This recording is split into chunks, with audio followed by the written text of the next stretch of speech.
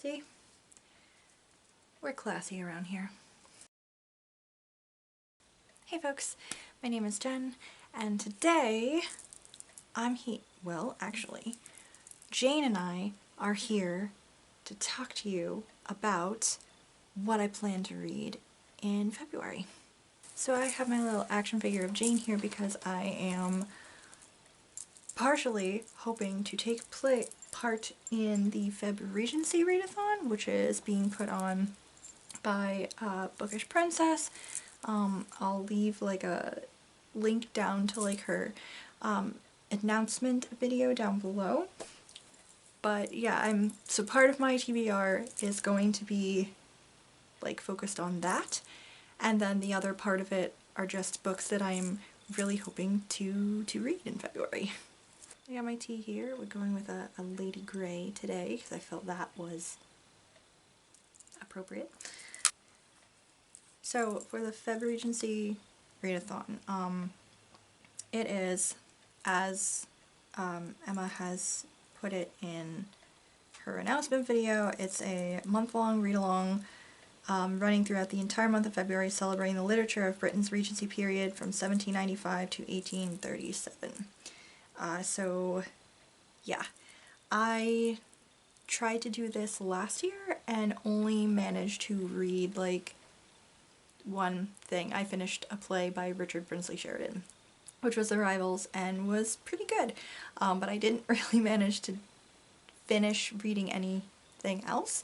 So yeah, this is me attempting this readathon again this time, but going about it in a much more casual feeling way.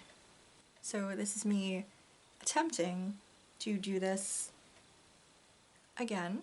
I did finish Evelina recently, which was the book that I started last year for the Febregency and didn't finish it, but I finished it recently and loved it.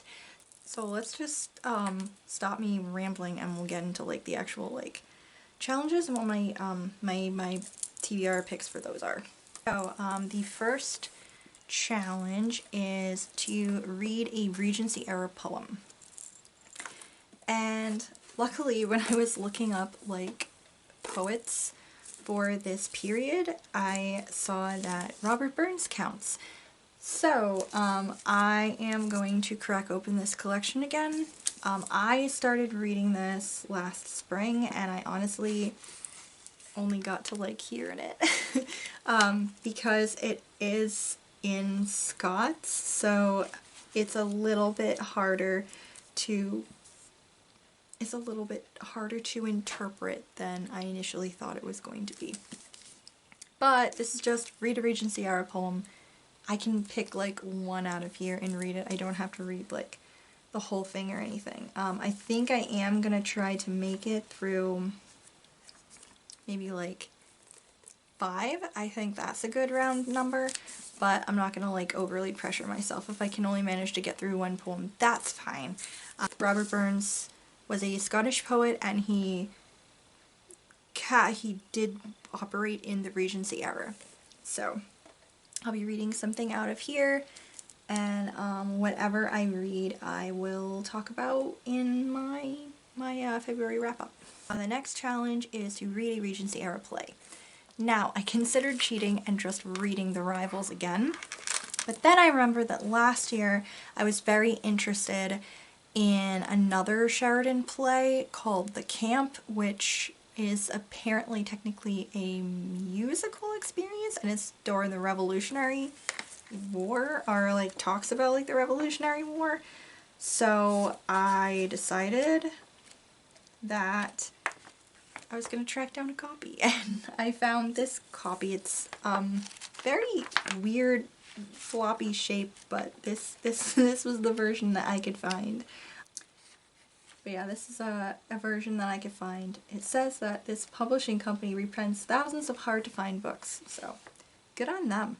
So yeah, so this is a comedy that has to do with the Revolutionary War, which I know the Revolutionary War is technically like before the Regency era, but I believe this was written during the Regency period. But yeah, so this I think will be fun because I did enjoy The Rivals last time, and when I was doing my research to see which play to read last year, this had come up, and so I am pretty interested in cracking open this one. The next challenge is to read a work of nonfiction either about the Regency era or written during the Regency era. And for this, I'm actually going to finish reading Jane Austen's Secret Radical by Helena Kelly. This is the nonfiction book that I tried to read last Febregency, and you can see I did not get very far in it. So my goal is to actually finish reading this time. This is basically, it says it looks past the grand house's drawing room dramas and witty dialogue that have been seen as hallmarks in Jane Austen's work to bring to light the serious, ambitious, subversive concerns of this beloved author. So it's illuminating the views that she carefully explored in her 6 novels. So it's like a different look at how she wrote and like her societal commentary, but it's like taking another look at the societal observances that she would do and how some of those were technically kind of radical for the time and progressive for the time period. So I'm pretty interested in that because like I know like bits and pieces about Jane Austen, but I don't know a great deal about her, so I thought this was like a good way to get a really different kind of like look at her as a person, as an author. So yeah, I want to crack this open and hopefully finish this. This also counts as my monthly like trying to read books for my nightstand of shame, so that takes care of that part of my monthly goals. And then the book that counts as part of my read a classic every month from my monthly goals, as well as read a Regency era work or author referenced by Jane Austen or who influenced Jane Austen, I am going with this weirdly shaped copy of The Female Quixote, The Adventures of Arabella by Charlotte Lennox. This is, again, another book that I was going to try to read for Febregency last year and didn't ever crack it open, so I'm actually planning on reading it this year. It is very weird to read. This is going to be an interesting experience just based on this. I didn't know it was going to be this huge when I bought it last year. Female Quixote, it's like a play basically on Don Quixote in a sense. It's about a young girl who basically she grew up in this remote castle and read a lot of like romantic novels and has like daydreams basically and fantasies about life as like the heroine in one of these romantic novels, and has like high expectations of how romantic heroes are supposed to behave and how, you know, her encounters with them should be and stuff like that. So it's like, yeah, the female version of Don Quixote in a sense. I mean, I am also hoping to get to Don Quixote this year too. So that will be interesting to compare how Don Quixote, the original, and this play, the satire on Don Quixote, will be. So that will be interesting. But yeah, so this is for the last book for the Febregency challenge, and also counts as my classic for the month. There's like a bonus challenge as well, which is to send a Regency style chatty handwritten letter to a friend, which, yeah, I kinda want to make time to do.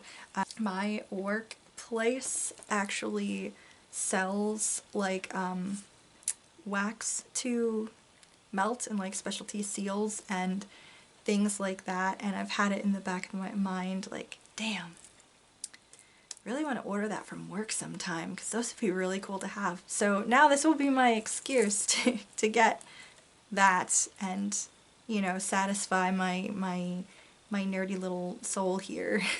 to get some of those so I can send this chatty Regency style letter to a friend. So yeah, so that's everything that I kind of have picked for Febregency as a whole. I didn't want to get too crazy with how many books I have to read, just because I think that's how I overwhelmed myself last time, because I think I picked maybe too many books to read along with everything in the challenge, and then I just freaked myself out and I couldn't read. So this time I only have 3 extra books that I'd like to get through in February, and I think they're all fairly, not necessarily easy reads, but just easily readable reads, like things that I can get through fairly quickly. And those 3 books are all romance novels because it's February, it's the month of romance. So why not? So my picks for the month. First of all, I would definitely like to get to A Hope Divided by Alyssa Cole. This is book 2 in the... I keep getting it mixed up if it's called the Legal League or the Loyal League, and I feel bad because I can never remember what this series is actually called. But I read An Extraordinary Union last year, loved it. And I'd also like to get to An Unconditional Freedom, which is book 3 in the series. It's just a trilogy. So this is taking place during the Civil War, and it is following Marley, who is the daughter of a former enslaved woman and a white, I think he might have been a plantation owner. She's basically been like trying to help the war along by sending like coded like letters and providing poultices and tisanes to Union soldiers, and just basically trying to help. She's an herbalist, and this unfortunately is impeded by the Confederate Army taking over her house and claiming it as like a home base for them. For their fighting, it's the Confederate Home Guard fighting a guerrilla war against Southern resistors of the rebel cause. That is new to me. I did not realize that there were Southern resistors of the rebel cause. Did not know. So that's interesting. But basically, unknown to like the Confederate Army, there is a wounded Union soldier who is hiding in her laboratory. And unfortunately, when like new family secrets come out, Marley's like freedom is put at risk, and her and Ewan, who is the Union soldier, end up having to kind of flee and work together to, yeah, basically escape, help each other, and try to help the war effort more. And I think this one also involves like the Underground Railroad, which is like always fascinating. And the third book has to do with Daniel, a black man who was born free in Massachusetts, and he was like studying law with the hopes of representing his people, but unfortunately he was kidnapped and sold into slavery, and that basically changed everything. He was able to be set free, but he's like terribly traumatized by the entire experience that he went through. He's let into the Loyal League, so I did get the name right, is the Loyal League series. He is asked to be a part of the Loyal League, which is like this covert group of black spies who are, you know, trying to turn the tide of the war in the Union's favor. And they are also like the group that helped rescue him. He is basically looking for any chance to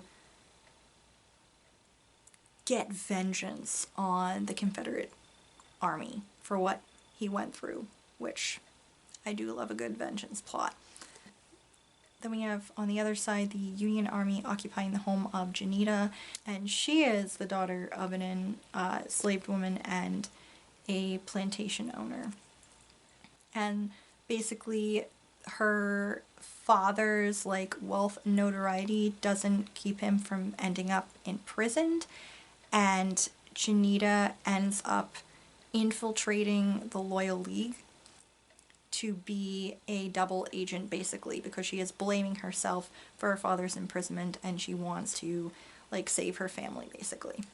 So basically these are two people who come together in this group, one as like a double agent who's trying to help her family, and the other as like a man who had the best hopes but has been like irrevocably changed by terrible circumstances. They are dealing with their own like inner demons and their own like very different goals, which complicates things considerably between like what they are actually tasked with doing, as well as, you know, the feelings that they are starting to have for each other. So I would ideally like to get to both of these. I definitely want to get to this one, but I would hopefully also like to be able to get through this book as well in February. The last book that I definitely like to get to in February is Get a Life, Chloe Brown by Talia Hibbert. I have heard 5 million people on BookTube and Bookstagram like screaming about this book since it's come out, basically. So yeah, I wanted to pick it up. This is following Chloe Brown, who is a chronically ill computer geek. She had a near-death-ish experience which scared the crap out of her, and she has decided to change her life, basically, and look past her fear and do like a whole bunch of stuff. Basically, these items are moving out of her family's like mansion, enjoying a drunken night out, riding a motorcycle, going camping, having meaningless but thoroughly enjoyable sex, travel the world with nothing but hand luggage, and do something bad.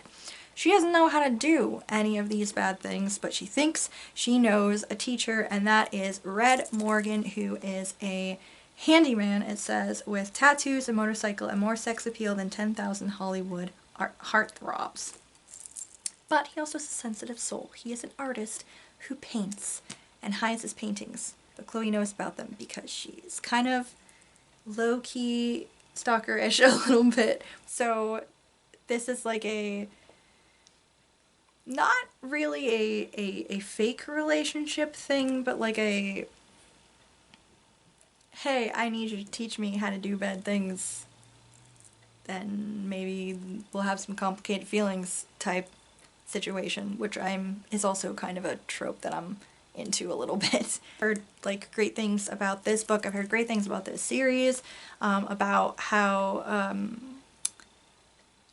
funny and refreshing of a romance it is. So I'm pretty excited to crack into this month too.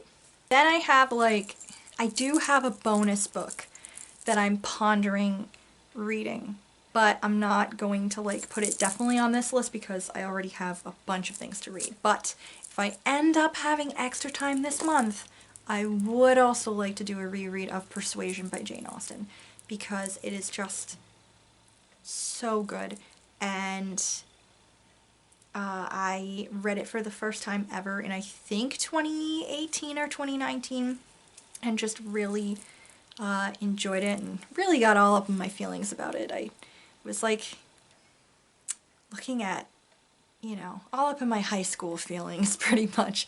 I really loved it. So if I do end up by some miracle having extra time this month, I'd like to give that a reread. But I'm not gonna like put it on as a definite because I don't know. Anyway, folks, this is everything that I'm hoping to get to in February. Wish me luck. Let me know what you guys are thinking of reading this month. Yeah. Thank you for watching. Thank you for always watching. If you'd like to subscribe, please do so. And I will see y'all in the next video. Bye.